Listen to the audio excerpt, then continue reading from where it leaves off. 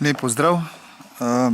Na kratko bom v začetku mogoče predstavil naše aktivnosti na Slovenski Karitas, ki so seveda povezane tudi z aktivnostmi drugih humanitarnih organizacij. V teh 3 tednih smo si vsi na Karitas in tudi v drugih organizacijah zadali prvo in najpomembnejšo nalogo, da v tem času ne sme biti nihče sam. Se pravi, vsi morajo imeti možnost, da nekoga pokličejo, se z nekom pogovorijo, povedo svojo stisko in so za nekom v stiku. Svojim bližnjim, sorodnikom, prostovoljcem, službami. Na Karitas smo odprli telefonske številke, 1300 klicev smo prejeli, ljudi, ki so bili seveda obupani, brez volje.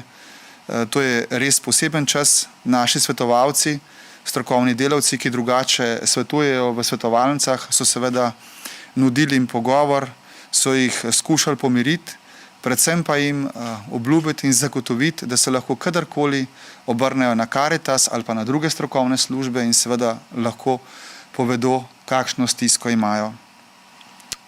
Veseli smo tudi odziva mladih v Mladi Karitas, ki so naredili poseben program za starejše, za družabništvo s starejšimi po telefonu, tako da mladi kličejo starejše in se z njimi pogovarjajo večkrat na teden, kar je tudi zelo razbremenilno in pomembno in tudi hkrati ostajajo v stiku z starejšimi. Potem so naše župnijske Karitas preklicale vse starejše, bolne in drugačne, ki so tudi drugače odrezani od normalnega sveta, če kaj potrebujejo, če kaj rabijo. 40 000 jih itak obiščemo v času velike noči, zdaj smo pa seveda to opravili z telefonskimi klici. Druga pomembna stvar, ki jo izvaja Karitas, Rdeči križ in tudi druge humanitarne organizacije, je pa ta, da v tem času nihče ne sme ostati brez tistega osnovnega, materialnega in najpomembnejšega. Brez hrane, vode, elektrike in strehe nad glavo. V teh 3 tednih smo preko mreže Karitas več kot 15 000 gospodinjstev že oskrbeli z najnujnejšim, se pravi s hrano in higienskimi pripomočki.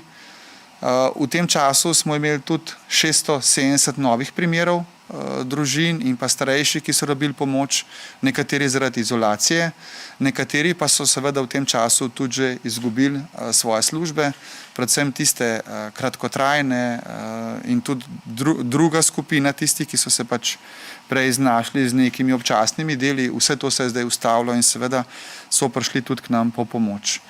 Razdelili smo 270 ton hrane do zdaj v času epidemije in tudi pomagali s položnicam za 53 000 evrov. Sodelovali smo tudi v intervencijah, pač to, kar je bilo v sklopu civilne zaščite, okrog 270 smo imeli takih primerov. Večina primerov ni bila povezana neposredno z boleznijo, ampak pač z zagotavljanjem teh osnovnih življenjskih pogojev.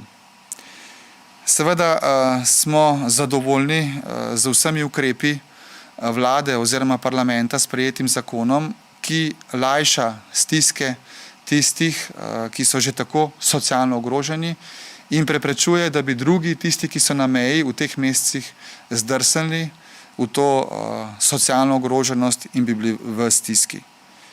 Veseli smo podpore darovalcev, ki nas podpirajo pri našem delu. Posebej imamo potrebe po tej hrani, ki je dodatna. Osnovno hrano imamo na voljo, moka, pač riž, testenine in podobne stvari. Potrebujemo pa tisto dodatno hrano, ki jo rabimo v gospodinjstvih za neko celovito preživetje in pa seveda za plačilo tudi položnic. Ravno v včerajšnji dan smo dobili tudi veselo novico, da nas bo trgovska družba Mercator jutri bo k nam pripeljala 1000 paketov prehrambenih in tudi 1000 higienskih, kar bo dobra podpora za to najnujnejšo pomoč in ukrepanje.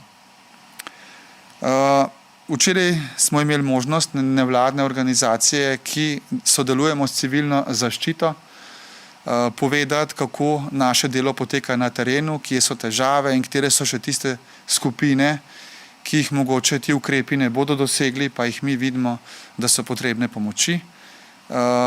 Dobili smo zagotovilo, da smo slišani, in tudi vse, kar smo povedali, je bilo ponovljeno in podana obljuba, da bo čim več teh stvari vključenih v popravek zakona ali pa seveda v novi zakon.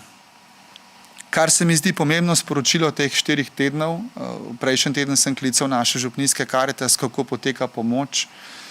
Seveda, mi imamo še veliko nalogo v mesecu aprilu, da oskrbimo še ostalih 30.000 gospodinjstev, ki so pri nas prejemniki redne pomoči in upamo, da bomo to v mesecu aprilu uspeli. Seveda, najbolj pomembno je pa to, da smo v teh časih stopili skupaj. To mi lahko vsi povejo na lokalni ravni, da sodelujejo z gasilci, skavti, z Rdečim križem, občino in da v tej povezavi pač vse tisto, kar je nujnega, lahko tudi rešijo in odpravijo. Mislim, da je to pomembno sporočilo, skupaj z solidarnostjo, osebno odgovornostjo, sočutnostjo in strpnostjo lahko premagamo tudi to resno težavo, ki nas trenutno pesti.